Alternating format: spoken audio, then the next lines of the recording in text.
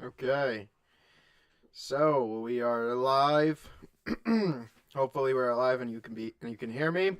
Welcome to the Wrestling Pod. I'm your host Carlito Santiago, and of course, Lewis isn't here at the moment. Hopefully, he can join me next week as we are on the road to WrestleMania, and we decided to get through London, England, here for Friday Night SmackDown. A lot of things went down.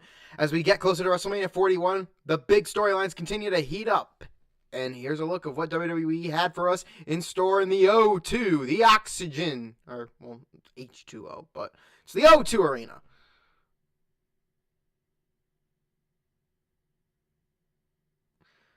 In London. Disregard all the shit that I said about H2O, yeah. Anyway, let's check it out. It's karaoke night in London. No shit. The show began with shots of the O2 Arena in London before going inside to the crowd and a few superstars arriving backstage. Cody Rhodes, of course, the American Nightmare, made his way out to officially kick things off. It took almost 10 minutes into the show, or until almost 10 minutes into the show, for Rhodes to say anything, because he allowed the crowd to chant and sing for a long time. Cody, Cody Rhodes. Cody, Cody Rhodes. He barely got to say anything about his match against John Cena before Randy Orton came out, and everybody was singing for Orton now. This is why international crowds are better. And nobody understands that. Like, the international crowds are so much better. The Viper said he was going to want a title again at some point, his 15th, but he won't kick Rhodes below the belt like Cena did. He said he would look right at him in the eye and tell him when he wants it. And I think he just did. I think he did. It's kind of foreshadowing what would be, foreshadowing for what will become Orton, kind of telling him he wants it. This brought out McIntyre. This felt like a segment that should have been important, but it just wasn't. All they did was recap things that have happened and spoke about things we know are coming in the near future. It was half an hour filler. And nobody likes half an hour of filler. And we need to bully WWE into giving us fucking a match instead of a promo. A long-ass promo for that. McIntyre ended up being sent out of the ring by Rhodes and Orton to end the segment. The live crowd was having fun, but it was a pretty shallow segment. So, see. And yes, right here, we need to start bullying WWE into starting shows with matches instead of promos. Straight out. The tag team titles were on the line next, of course, as Elton John Prince and, of course, Kit Wilson came out with the Union Jack theme gear for their tag team title match against Montez Ford and Angelo Dawkins, the Street Profits. While this may have been a decent competitive match with some fun double team spots, it never felt like the titles were going to change hands. Of course not. Why would they? They just won the fucking tag team titles. Give them a reign! If you guys also notice, of course, I have a light, a LED light that can change the color, of course, so you will be seeing different colors. Right now I have it blue because of SmackDown. You will get red on, of course, on Tuesday next week. So, again, I just thought I'd mention that. But the Profits just won the titles recently, giving them a reign of only a couple of weeks after it took them a few years to get the gold back around their waist.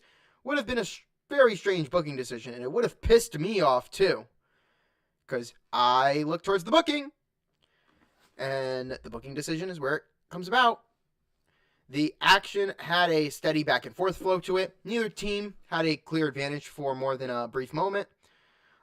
Ford and Dawkins had a doomsday blockbuster to get the win and retain their titles. Graded a B. The match is pretty exciting, of course. Pretty Deadly is somewhat of a comedy act, but at the same time, you got it, like, when they're in their own place, they get to take the time to embrace it and go out there and have some fucking fun. The whole thing about this is for these guys to have some fun. Like, for real. These guys, Dawkins and Ford are more motivated than anything. And they're going to do anything in their power to maintain these tag team titles, retain these tag team titles in any way, shape, or form. But it's really great to have Pretty Deadly come out of the gates here and go out there and just do what they do best, you know? Yeah, pretty good contenders, and we know what's next. The Los Garzas are probably going to be next in line. We're going to get some, I feel like we're going to get, I'll even pop it up here right now. I so feel it. Somewhere I feel we're going to get, if you guys can see this. So I'm going to remove this because I don't think that's happening. They haven't built anything. They only have 3 weeks left. We so might get this. We still might get that. That might happen. We can confirm that this also will get something, but I don't know what to put there. I got something to confirm on this, so hold on.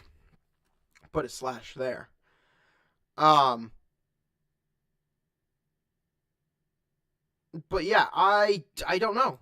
They've never built up anything. We're looking at this, ladies and gentlemen. I'm going to also bring this here. I meant to do this on...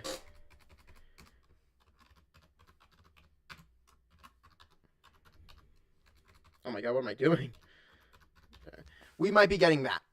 That might be the multi-man match that WWE is doing. I'm hearing sources on it. Fightful's even saying, like, that might be it. But no, we could be seeing tag team matches like that. So, just keep an eye out. Chance and Carter, you know, Kaden and Carter, or Kaden Carter and Katana Chance, took on the the Secret Hervis. Whatever the fuck Chelsea Green is fucking these guys, you know, Piper Nivens and Alba Fire. So Carter and Chance had their first tag team match on TV in months when they took on Piper Nivens and, of course, Alba Fire. Fire tried to take control early, but some double team offense from Chance and Carter put them in the driver's seat. Nivens' power allowed her to dominate most of the time. She was legal, but a surprising show of power from Carter during a Samoan drop spot almost ended the match. Chelsea Green's Secret Service, or Hervis, or whatever the fuck she wants to call it, picked up the win, but Zelina Vega ran to the ring to make the save, to kind of even the odds. But of course, the odds were not in her favor. Unfortunately for her, the numbers game was too much, and Vega ended up being laid out to end the segment, which implies that she is next in line. Zelina Vega will be next in line for Chelsea Green's title. So, we'll have to keep watching week to week to see what happens there. Development even further with that. That works. It's something that WWE needs to start doing more of, adding more women into that division, or if there, I don't think there's really going to be a division for that. It's just they need to put more stars who haven't been on TV as much on TV. Like that was the heavy consideration for doing the mid-card titles, to put superstars who haven't been on TV in a while on TV, right? Especially in the women's department, right? In the women's division. Like, these women just sit in the back waiting to be, you know, they go one-on-one with a bunch of people, but they don't ever get the opportunity to fight for the championship. They're just in catering. So this is a good, those mid-card titles are a good way to get those, you know, individuals on TV more. So Zelina Vega's been sitting in the back, and she's already started some beef with Chelsea Green and her little Secret Service, or whatever the fuck she wants to call it. Hervis. It's right here. Secret Hervis. Whatever. It's a solid name for this tag team, sure. Hervis. Whatever. Oh boy, do I want to rant. We got to LA Knight, yeah, versus Braun Strowman. Braun! For the United States Championship. After helping Strowman during last week's show, LA Knight agreed to, of course, give the big SOB a U.S. title match this week. So the megastar found himself being overpowered at every turn when the match started. He was forced to try a different approach. The Monster Among Men seemed to have the match in hand after a commercial break. But as we got back, Braun Strowman was looking to go for the Strowman Expressway as it pulled through until Jacob Fatu showed up. And he caused a disqualification, which is exactly what happened in Fatu's match last week. Ain't that a surprise? You see, using disqualifications to build a story can make sense in small doses. We make a disqualification here. We make a disqualification there. We could set up a triple threat match. We could make a match set for any other time. But it feels like this is a this is well WWE has done, or as well as WWE done, too many times. I'm sick and tired of this repetitiveness. Quit doing the disqualification finish. End it properly. Have Jacob screw Strowman out of this time match. Have LA Knight pick up the win, little tiny victory, and then have him attack both of them at the end of the show. Or sorry, at the end of the match. This is bullshit. Quit with disqualifications. I hate disqualification count out finishes. It's bullshit. Take this from this is coming from a guy who's watched wrestling for 10 fucking years, who's seen how disqualifications work, who know how they should work, and you keep doing it week to week to week. I just want to fucking punch the screen and say, fuck this. God. And you know what's crazy is that I was on the phone with Lewis and I told him, I was like, well, watch this end DQ. Watch this U.S. title match end DQ. And what do you know? I was fucking right again. Quit with the fucking DQ finishes. This could have ended with Fatu costing Strowman the win without a DQ and it had the same impact in the story. Of course. If this match had been a little longer, it might have been as big of a deal. But having a DQ in a match that felt brief made it feel like a waste. This was graded a C+.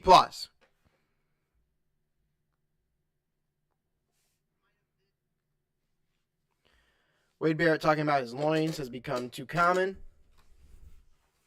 I agree.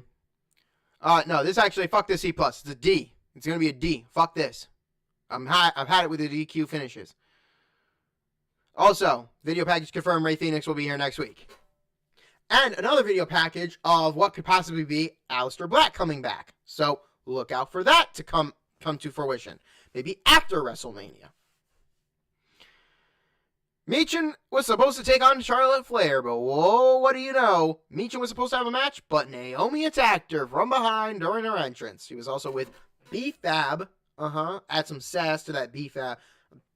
You know what? Never mind. It was corny when I did it, and it's feeling a little bit awkward now. Jade Cargill ran down to drive Naomi away and help B-Fab to the back as Charlotte Flair made her entrance. Woo!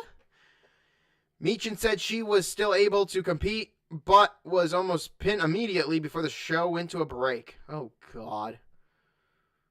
That's another thing I hate, guys, is commercial breaks. Fuck them. They take forever. The Queen was looking to make this an easy win thanks to Naomi's attack, but Meechin began to make a comeback when the show returned.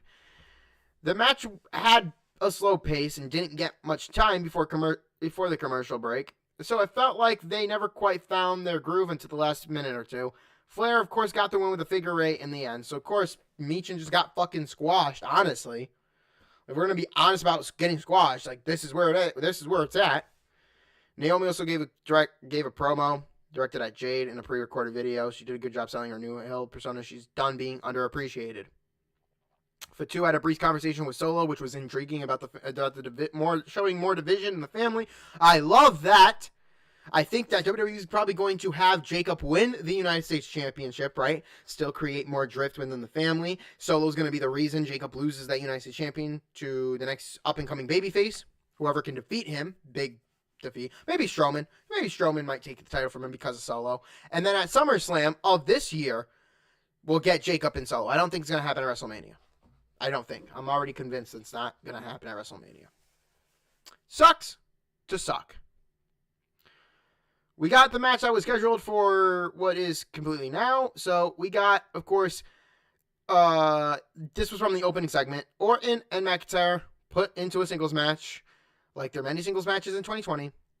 These two had fought many times before, but this might have been their shortest contest. They lasted less than 10 minutes before Kevin Owens provided a distraction that allowed McIntyre to hit the Claymore for the 1-2-3. The prizefighter tried to continue the attack at ringside, but was sent fleeing through the crowd when the Viper tried to punt him and try to put him through a table. Or turn the tables on him, I should say. See? Well, that's just what it says. This match was fun until the ending, but it was on the short side. You see, Orton and McIntyre have great chemistry, so with a few more minutes, this could have been the best thing on the show. It wasn't. B-. Too many matches on this show had dirty endings. WWE needs to figure out a good way to limit that so they don't pile up on one episode. And we got to look into the creative department. Creative department's the reason for these dirty endings, for these little dirty finishes, for these little fucking... Right? At some point, Tiffany had a fucking... I don't know where... I gotta look back. Tiffany had a little segment, too. Maybe this could have been, like, in the... I'm trying to say, yeah, I don't know. Maybe after Charlotte Flair's match? I don't know. They don't mention it, but Tiffany had a little promo shit backstage, interview with Jackie Redmond, which was good. Anyway, we got to Uso versus Jimmy Uso, Big Jim versus The Miz. After a backstage segment earlier in the show, Jim Uso challenged The Miz to meet him in a singles match this week. Big Jim started taking The Miz to school and kept up the offense until he sent them to a break by sending The Miz over the barricade into the timekeeper's area. The A-lister made a comeback and controlled the pace for a little while after the commercial. But Big Jim got the victory with an Uso splash, of course, and then provided, of course, with a yeet. Now, the reason they had this match, other than what's set up with Uso and The Miz, the reason they have this match is because we're going to get Jimmy Uso versus Gunther on Raw. Now, why is that a big deal? Well, I'm going to tell you why it's a big deal. This is a momentum builder stage, right? So, check this out. I remember I've said this before on the podcast. I've said this before on the podcast. I've said this before I've done this whole setup. Winning and losing in the WWE does not matter. If it did, Dave Meltzer would have been right about Kevin Owens getting a fucking title match. Way back then. Right? So, because winning and losing does not matter, what matters is momentum. Okay? Understand what momentum is. How do we gain momentum? We gain momentum by winning a match. By fucking cutting a good promo, by cutting a good interview, by having a good segment. The way to lose momentum is the complete opposite. So, Jimmy Uso we're going to build Jimmy Uso up for his match against Gunther on Raw, so Uso, his brother, can save him, opposed to, of course, Jimmy always saving Jay, right? So Jimmy has to get a win here. Jimmy has to have that momentum so that when he loses to Gunther, it's impactful, and Gunther can destroy Jimmy on Raw for Uso to make that whole little ending to the match of Jimmy and Gunther feel important and incorporate it into the storyline. So Uso has to have a win in order to back up, or has to have momentum to back up his next loss. That momentum loss. Because you cancel it out. He gets a win, and then he loses. So, this is why. And at the expense of The Miz, sure, Miz is a great fucking heel. And I agree. This is a B-. It was a little surprising that Carmelo Hayes was not with The Miz, since they seem to be a duo now. Now, also, let's also give a round of applause to the new ring announcer for SmackDown. Great announcement on that guy. That guy is like another what's that guy's name? The old ring announcer guy. Not fucking God damn it, I can't think of his name. Mike Rom. He's a little bit like Mike Rom, but better. Way better. Anyway, we got to the final closing segment of the show, as we saw McIntyre and Priest brawl on top of a convertible, where it led to Priest chokeslamming the shit out of McIntyre and putting him through real grass. Or sorry, I said grass. Real glass. He put him through real glass. Now you can cry me a fucking river. Okay? Boo-hoo! CM Punk was smiling as he saw McIntyre in the aftermath of this fight with Damian Priest, before he went to the ring to sign his contract for the WrestleMania match with Reigns and Rollins.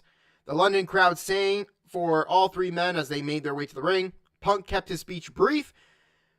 Reigns tried to direct him to look at a certain place in the contract. Paul, of course, then revealed to him that their match at WrestleMania will be the main event of WrestleMania.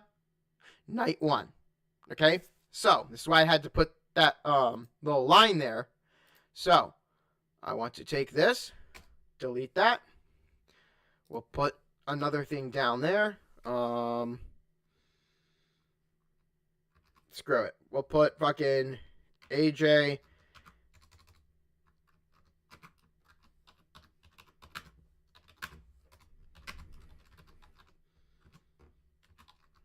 We'll put AJ and Paul there. So, we can definitely confirm that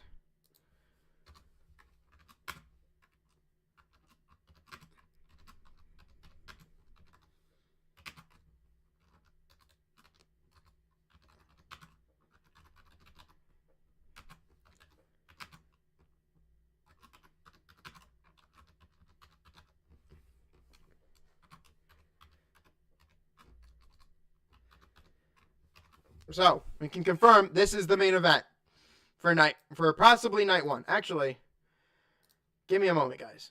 I gotta come back to this. Give me a moment. I'm gonna look it up because we're here.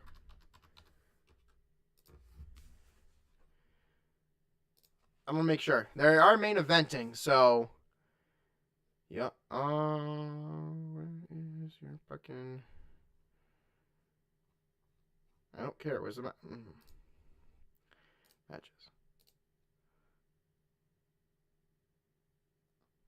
Okay, so. Alright, so night 1 has confirmed. Do I have that on my board? Yes, I do. Ha ha ha. Yeah, so Kevin Owens and Randy Orton are main eventing night 1. Or, well, they're actually not main eventing night 1, but they're on night 1. We know that we know that this is the main event. We know that this right here is the main event for that. Also, look at this, guys.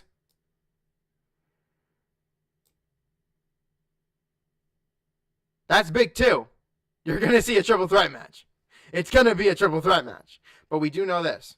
And what I think Paul Heyman's, and what I think that CM Punk's favor is that he wants Paul Heyman to be with him at WrestleMania and not Roman Reigns. Or, if CM Punk wins, Paul Heyman is now aligned with Punk and not Roman Reigns. I think that's where they want to head with it. I think that Punk's favor is that, A, you're going to be with me. All right? You're going to be with me when I go out there. I think that's what it's going to be. I think that's what it's going to be. But yes, the main event of WrestleMania, possibly night 1, will be, because they want night 2 to be Cody and Cena. Come on. I mean, you can't just can't throw that away. Night 1's got to be Roman, Rollins, Punk. Night 2, Cena and Cody. I don't know where that leaves Gunther and Jay, though. So, of course, Reigns wanted Punk to acknowledge and thank him for getting him a WrestleMania main event after all these years where Punk, and the crowd went, they said they fucking, Punk deserves it. So, yeah, Punk fucking deserves it.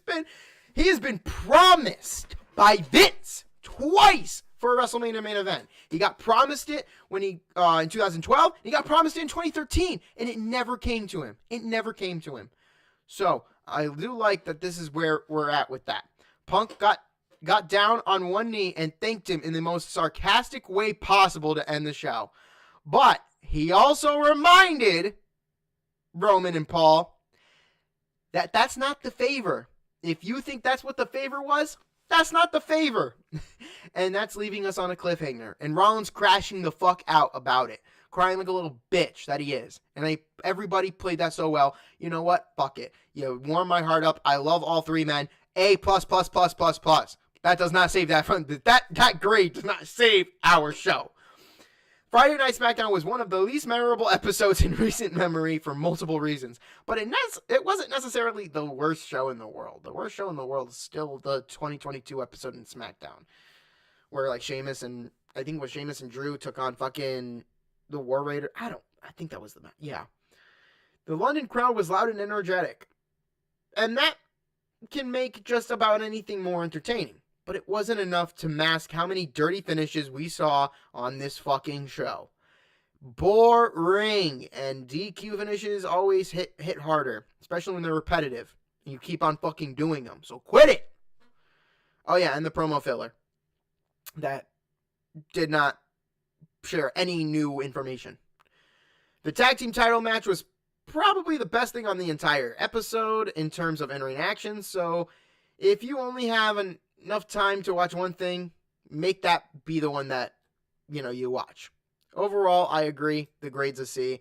It was a pretty boring show until the ending, the first match on the card. Otherwise, this show is not watchable. Like, you could skip this show, honestly. But if you want to hear people sing, then this might be the show for you, because everybody in London loved to fucking sing people's theme songs. So, that was SmackDown, and by all accounts, these three men, they're gonna fucking kill it in the main event. And I think Roman used his power here to get the main event, kind of, But I loved how that worked.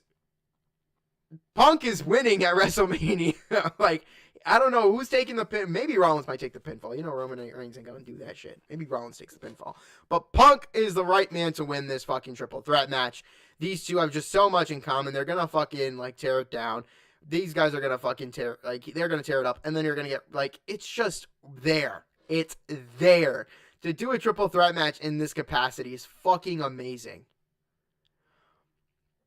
I can't wait for WrestleMania. I hope you guys can't wait for our WrestleMania watch along where Lewis will be here. You'll get to see the other side of this room. Like, there's another side there with a 50-inch. You guys are going to have everything set up over there. You're going to see us. We're going to be drinking. We're going to be partying. We're going to be fucking doing so much. It's going to be amazing. You're going to see us set up the camera. You're going to see us set up the stream. It's going to be insane. The stream, the whole camera is going to take up the thing. You're not going to see, this camera right here is going to be all over. It's going to be all over the screen. So, this was SmackDown. It was pretty good, SmackDown. And we're almost there. We're 3 weeks away, I believe, right? Yeah, I think looking 1, 2, yeah. We're 3 weeks away. 3 weeks away until WrestleMania. Come on. We can get by. We can get by. If we can just we gotta get by it. Predictions will be coming out. I will have that stream. I will have the prediction stream set up in 2 weeks. So I'll put up the upcoming prediction stream on the 10th of April for WrestleMania. So look out for that. And yeah, look out for SmackDown next week. I'll be here 1 o'clock p.m. Eastern Standard Time. So yeah, I think that's it. I'll see you guys on Tuesday. This has been the SmackDown summary, and thank you guys for watching. So please do not forget, if you like this, hit that subscribe button, drop a like, comment down below, and turn on those post notifications so you'll never miss a stream from me and Lewis whenever he gets a chance to show up here. So yeah, I'll see you guys on Tuesday.